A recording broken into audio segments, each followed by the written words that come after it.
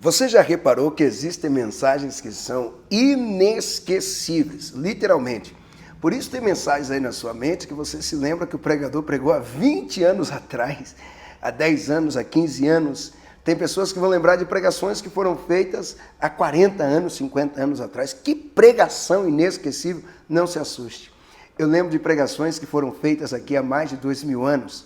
Quem não lembrar das pregações de Paulo, quem não lembrar das pregações de Jesus, antiguíssimas são essas, mas pregações de mais de 2000 anos, por que não lembrar das pregações dos profetas do Antigo Testamento, que são pregações poderosíssimas e foram marcantes?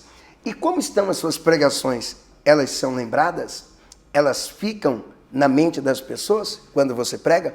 Quando você termina de pregar, as pessoas lembram da pregação, lembram do que foi ensinado, ou as pessoas vão embora como se nada tivesse sido pregado, nada tivesse sido ensinado, nada tivesse sido ministrado? Mas vem comigo, porque eu tenho mais uma pergunta para fazer para você. Você é um pregador que as pessoas lembram do seu ministério, lembram das suas ideias?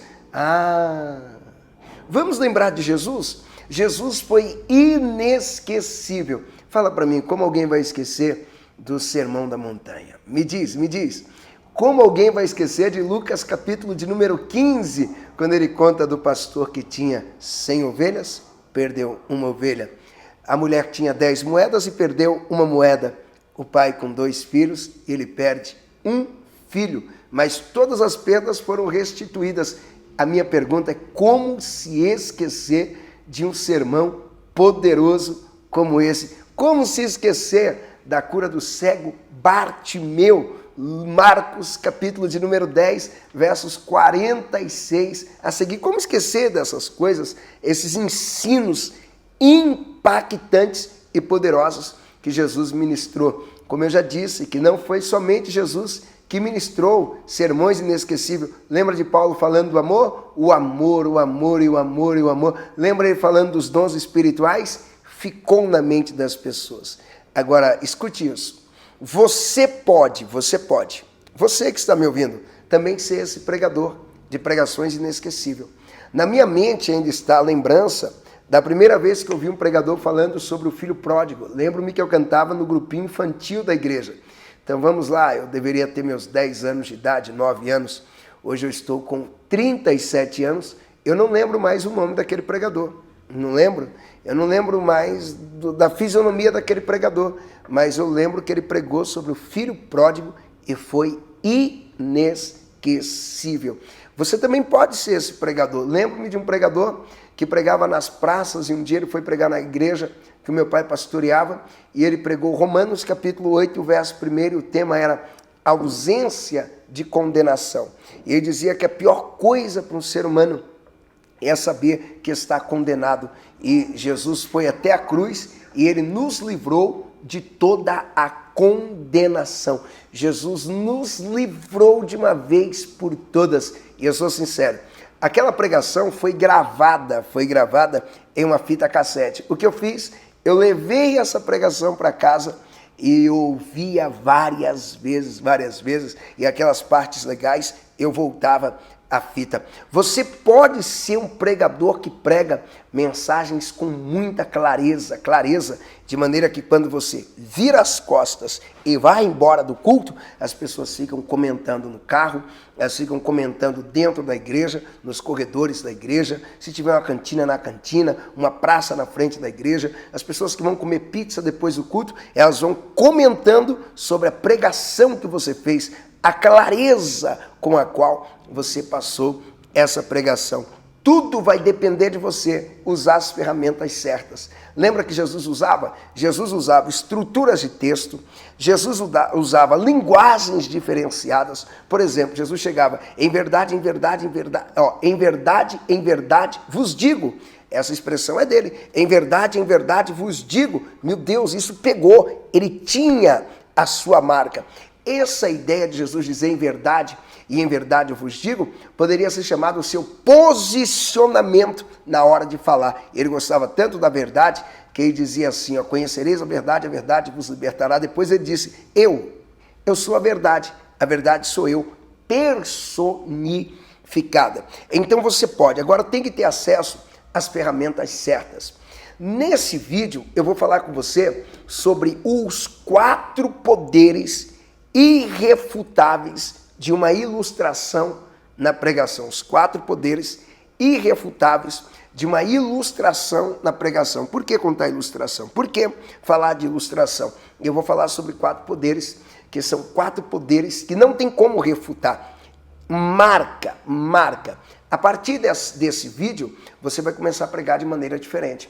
A partir desse vídeo, mesmo que você tenha só 15 minutos para pregar, você vai conseguir, se quiser e se dedicar, deixar para o povo uma mensagem marcante e inesquecível. Primeiro poder que a ilustração tem, o poder de trazer clareza para uma ideia. Lembro-me de um pregador que ele estava pregando e ele falava sobre 2 coisas, o medo e o temor. E ele dizia a importância de você temer ao Senhor, a importância de você temer a Deus, a importância de você servir a Cristo, não pelo medo de ir para o inferno, pelo medo da condenação, mas pelo prazer, pela alegria, pelo amor, pela felicidade de servir a Cristo. E quando esse pregador estava pregando, ele resolveu explicar para as pessoas a ideia que ele estava trazendo, que temer a Deus, o que significava temer e o que significava ter medo. Então ele contou que 2 meninos estavam conversando entre si e eles estavam decidindo se iriam ou não roubar a goiaba do vizinho. O primeiro menino disse, vamos roubar a goiaba do vizinho? Aí o segundo disse, não, eu não vou, porque se eu for, meu pai vai ficar triste comigo e eu não quero que o meu pai fique triste. O segundo menino disse, eu também não vou, porque se eu for e o meu pai ficar sabendo, ele vai me bater. Então aquele pregador fechou a sua ilustração e a mensagem dizendo o seguinte, que o temor, quem tinha era o segundo menino, porque ele não roubava goiaba porque não queria ver o papai triste. Quem teme a Deus não quer entristecê-lo. Quem teme a Deus, quando deixa de fazer alguma coisa, não é pelo medo de ir para o inferno, não. É por não querer entristecer o Espírito Santo e o coração de Deus. Olha como essa ilustração trouxe uma clareza entre a diferença e o medo, mostrando que entre o temor e o medo, olha, trouxe uma clareza na diferença entre o temor e o medo, mostrando que o medo está ligado a sofrimentos físicos, ou seja, o medo está relacionado com dores no físico, na estrutura do corpo, enquanto o temor está relacionado com dores na alma, no invisível, provocar a tristeza no coração de alguém. Segundo poder que a ilustração tem, isso aqui é muito bom, reforça uma ideia. Você tem uma ideia para passar e você quer reforçar essa ideia, a ilustração faz esse papel muito bem. Lembro-me de um pregador que pregava sobre a ousadia para expulsar os demônios, a ousadia para expulsar os espíritos imundos.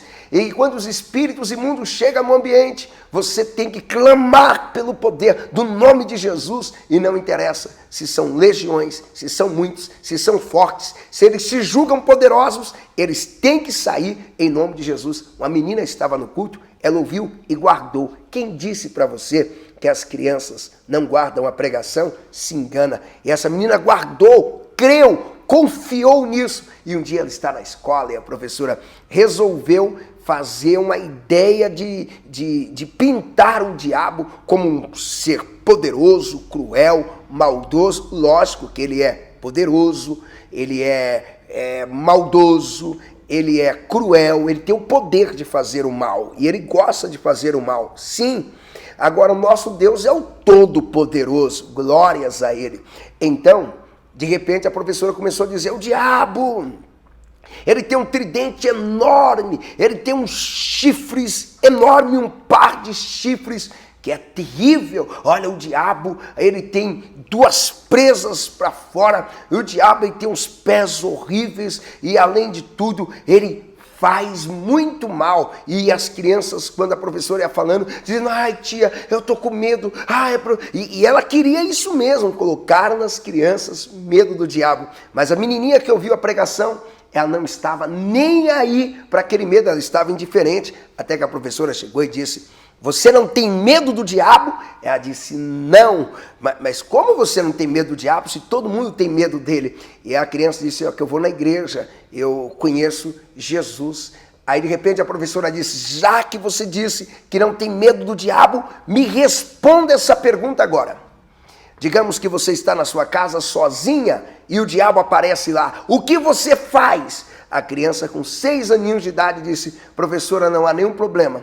Se eu estiver sozinha em casa e o diabo bater lá na minha porta, sabe o que eu vou fazer? Eu vou dizer, Jesus, a visita é para o Senhor, não é para mim. E eu tenho certeza que quando Jesus chegar lá, o diabo não estará mais. A igreja vibrou, as pessoas riram, guardaram a ilustração para entender que nem criança precisa ter medo do diabo, porque até criança tem ousadia para expulsar os demônios e que Jesus está nas nossas vidas, nas nossas casas e o maligno não vai nos tocar. Reforçou a ideia, semelhante àquele menino que ele estava na embarcação e de repente vem uma tempestade. E o menino pega o seu peãozinho e dançando no meio da tempestade, começa a rodar o seu peão, brincar com o seu peão. E na medida que ele está brincando com o seu peão, os adultos foram ficando estressados, porque dizia, menino, procure alguém para te socorrer, menino, vai colocar o colete, menino, busque socorro, menino, busque ajuda. E ele querendo brincar com o seu peão, até que um adulto, muito estressado, e o adulto chegou, pegou aquele menino com força e bravo, disse, procura o seu pai, porque esse barco pode afundar a qualquer momento. E ele dizia, titio, o barco não afunda, titio, o barco não afunda. E o adulto disse, se não afunda, então me diz por que não afunda. Ele disse, titio, porque o meu pai, ele é o capitão desse barco, é o meu pai que está no comando, e quando o meu pai está no comando, eu brinco mesmo, porque eu já sei, não vai afundar. Meu pai é experiente em tempestades, meu pai sabe como atravessar. E naquele dia, aquele pregador estava pregando sobre Deus como nosso pai, e como nós temos que confiar em Deus como nosso pai. As pessoas levaram a ilustração, porque reforçou a ideia de que no meio das tempestades da vida, você tem que confiar cegamente no poder de Deus. Você tem que confiar sem reserva. Agora essa aconteceu comigo. Eu estava celebrando um casamento, e chegou um momento que o casamento estava muito sério, mas um casamento eu falava sobre o respeito que tem que haver dentro dessa aliança conjugal, sobre o respeito que um cônjuge tem que ter pelo outro. E quando eu falava sobre esse assunto, aí eu percebi que as pessoas estavam tensas. Aí eu me lembrei da ilustração de uma mulher muito bonita que casou com um homem, que o homem lhe chamava de burra.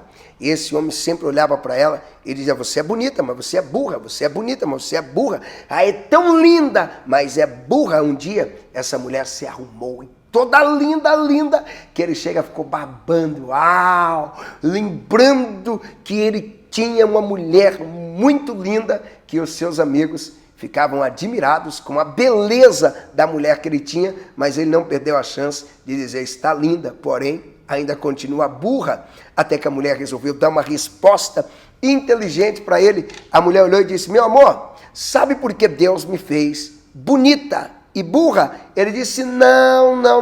Primeiro, Deus me fez bonita para mim ser escolhida por você. Porque se eu não fosse bonita, você não me escolheria. Mas Deus também me fez burra para mim suportar você. Porque só uma burra aguenta suportar o que eu suporto sem fazer nada. Então, meu amor, agradeça por eu ser bonita e burra, porque é isso que sustenta o nosso casamento. Então lembrei dessa ilustração. Quando eu contei, as pessoas começaram a rir, porque a ilustração quebrou o gelo naquele casamento. As pessoas riram, eu continuei celebrando o casamento, e quando terminamos, as pessoas estavam me procurando para me parabenizar, para me elogiar, porque a ilustração também quebra o gelo. Então vamos lá, a ilustração reforça uma ideia, a ilustração torna uma mensagem inesquecível, a ilustração tem o poder de quebrar o gelo e tem o poder de trazer clareza dentro de uma mensagem. Por que você não está usando ilustrações?